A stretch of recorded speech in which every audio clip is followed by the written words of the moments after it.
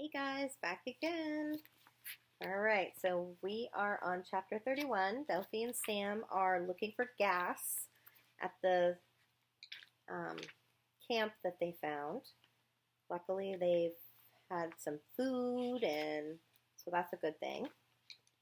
But Sam had seen some gray clouds coming and wasn't sure, is it another storm or smoke?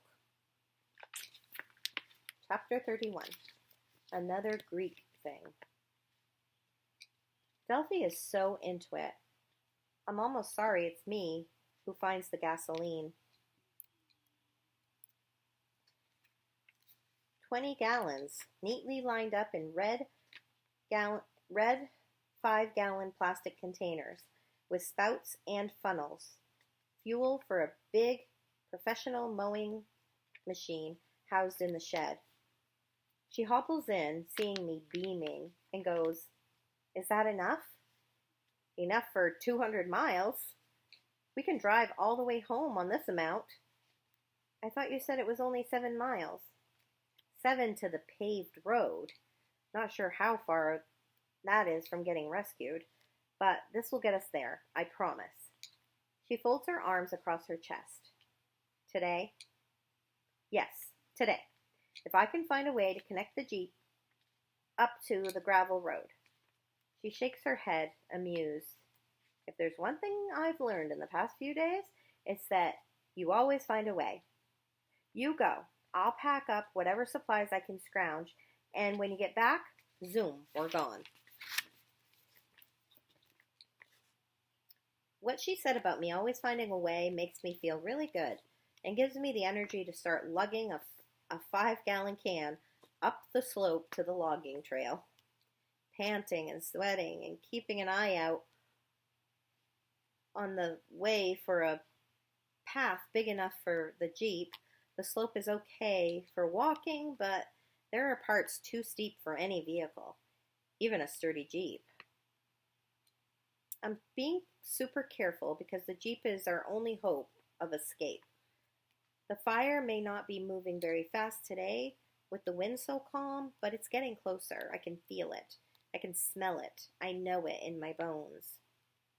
I finally haul the heavy container up the logging trail, and there's the Jeep, waiting patiently. Okay, I'm aware it's only a hunk of steel, and it doesn't have a mind of its own, and it can't be waiting patiently, but I feel like we're connected somehow. Me and that machine. From the very first, when we sped away from the flames at the logging camp and I barely knew how to steer, it's like the machine was taking care of me, like it had been waiting for a chance to save my life. Delphi isn't there to hear me being weird, so I pour gas into the tank. Me and the Jeep have a one-sided conversation. "Once we get rescued, you'll have to go back to your real owner. I know that. But maybe he'll let me visit. And when I'm old enough to get a driver's license, maybe I'll have saved enough money to buy you. Would that be okay?" In my head, the Jeep says yes. Which is just me saying yes, but it still makes me feel better. Without this brave little machine made for a soldier in a long ago war, me and Delphi would be dead for sure. So forgive me if I get all mushy about it. On second thought, I don't care about what anybody thinks. The Jeep is my friend. Get used to it. With 5 gallons in the tank, the Jeep is good to go. It starts right up, and I slowly steer along the rutted logging trail, searching for a place where we can cross down the slope to camp survival. Sounds like it should be easy, but it isn't. Everywhere I look, it seems to be either too steep and rocky or too thick with trees. I can't risk getting stuck halfway down. Can't risk making a mistake. This is our chance.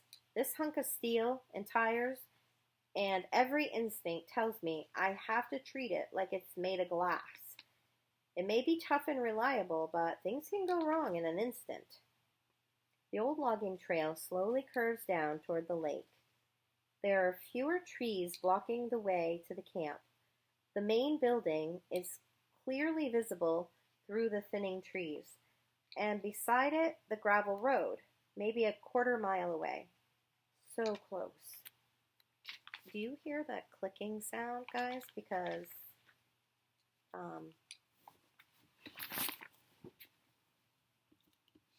it's my beans. They're in here.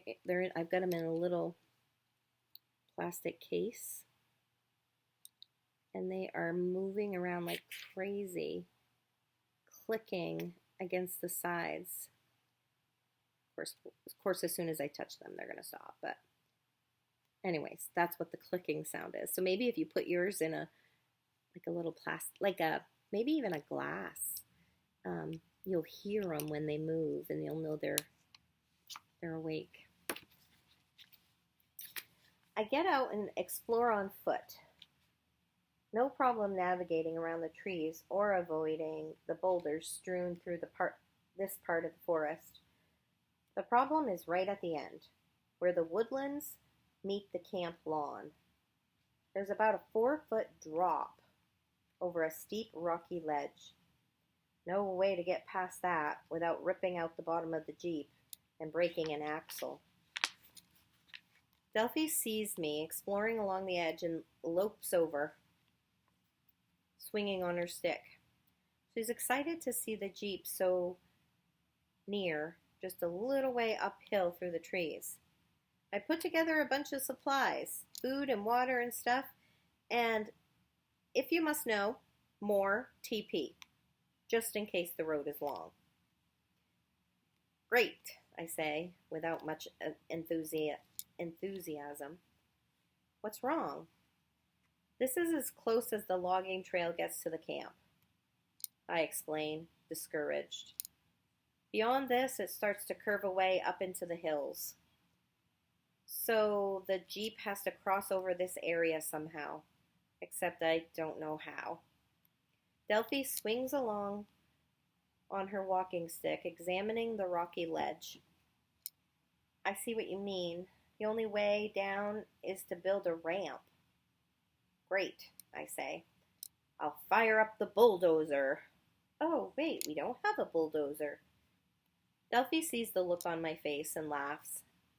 We don't need a bulldozer, silly. We just need an inclined plane. Another one of the 6 simple machines. Is that another ancient Greek thing?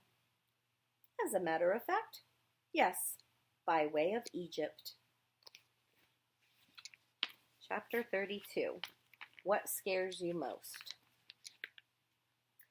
Over the next few hours, we pry a couple of logs, sturdy planks, from the walkway to the dock, drag them across the lawn, and prop them on the ledge.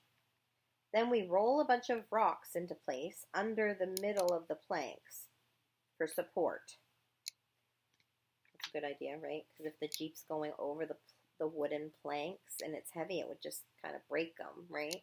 So they put the rocks underneath to make them not able to break as easily. On paper, an inclined plane is just a few pencil lines. In the real world, building one takes time and tons of sweat, especially when it's so miserably hot. Delphi explains how some of the pyramids were constructed. They hauled giant limestone blocks up very long inclined planes. Took them 20 years and thousands of laborers. And this comes from your grandfather? She laughs. I saw it on the History Channel. I collapse on the lawn, exhausted. The sun is about to dip below the tree line, and we both understand that inching the Jeep down the slope and onto the planks will have to wait until morning. It's not a thing that can be done in the dark, or when you're too tired to think straight. First thing, right? First thing, before I quit, I'm going to bring up the rest of the gas and fill the tank, just in case. In case of what? Delphi asks, uneasy. Just in case. When the last task is done and the Jeep has a full tank with an extra can to spare, I unplug the distributor wire like before, because you never know. And no spark means no steal, meaning that nobody can steal it.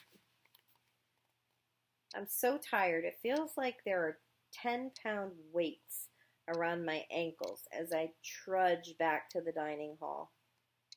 We use wooden matches to light a couple of the oil lanterns and munch on some more cookies and drain glasses of cold milk. Not exactly a balanced meal, Delphi smiles, her eyes bright. At Calusa, we had to earn desserts by exercising. You just exercised enough to build a small pyramid. I guess I did, didn't I? Who knew? I totally hate gym, but when I really have to, I can move a 2-ton Jeep. Mostly with your brain. You figure things out. She mock punches me in the arm. We're a pretty good team. Yep. A toast to us, little brother. She clinks her glass of milk to mine. To getting home tomorrow. Tomorrow. Delphi fishes through her backpack and takes out the little hand-cranked radio. Maybe there's news about the fire, news about the world. She works the crank, charging the battery, and when she pushes the on button, what do you know? WRPZ comes through loud and clear. Almost sounds like the DJ is in the dining hall with us, sharing milk and cookies, while he tells us about his day. No idea who might be in range of my voice because, like I said, the broadcast radius of this little station is much reduced. The main power lines are down, and we're running on the backup generator. I say we, but it's only me, your host, Fat Freddie Bell, and to be honest, I wouldn't be trapped here if I didn't drain all the gas from my car to power the generator, which is just about to run out of fuel anyhow. Bonehead move. I'm surrounded, folks. Fires on every side. And nobody trying to stop it. Not that I'm complaining. Our brave firefighters are concentrating on the populated areas to the south, where the flames have consumed part of Belfast, Belmont, and Waldo, resulting in fatalities for civilians and firefighters alike. Sorry, phone again. I didn't realize how much this phone actually rings because usually I'm at work with you guys, which is where I wish I was. But I just have to ignore it again. So it looks like I'm stuck here at 600 and...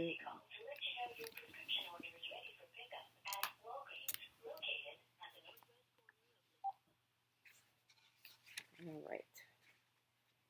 So it looks like I'm stuck here at 601 feet above groove level until the fire burns out. And if I don't make it, I just want everybody to know, my listeners, my friends, my late wife in heaven, everybody, that it's been a blast sharing my favorite tunes, connecting with listeners. I loved every minute of it. I'm the luckiest man in the world, and who knows, maybe my luck will hold. This is Fat Freddie Bell, high atop the lowest official mountain in the great state of Maine, signing off.